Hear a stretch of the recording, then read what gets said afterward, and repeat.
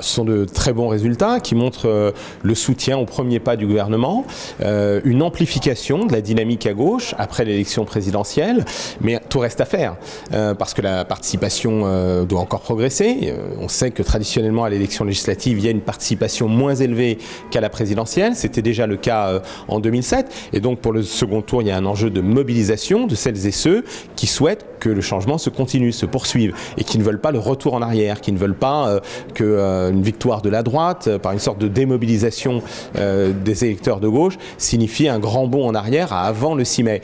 D'ailleurs, dans cette élection, la droite n'a rien proposé de nouveau. Elle s'est présentée sans programme. C'est même assez stupéfiant.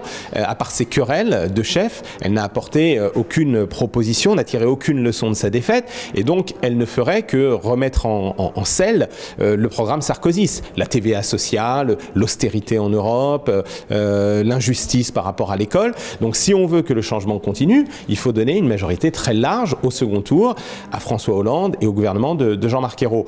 Pour cela, donc, nous appelons d'abord au rassemblement derrière le candidat de gauche le mieux placé dans chacune des circonscriptions. Rassemblement le plus large, des écologistes, du Front de gauche, des socialistes évidemment. En général d'ailleurs c'est un candidat socialiste, mais là où c'est un candidat écologiste, un candidat du Front de gauche, eh bien nous nous rassemblerons nous aussi derrière ce candidat pour que la circonscription soit gagnée. Et puis il faut une mobilisation nouvelle, plus importante encore.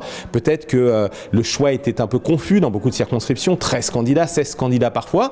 Maintenant c'est clair, c'est soit on va de l'avant, soit on retourne en arrière. En général il y a deux candidats. Eh bien rassemblez-vous massivement derrière le candidat qui permettra pendant 5 ans que François Hollande mette en œuvre les 60 engagements que vous avez choisis le 6 mai.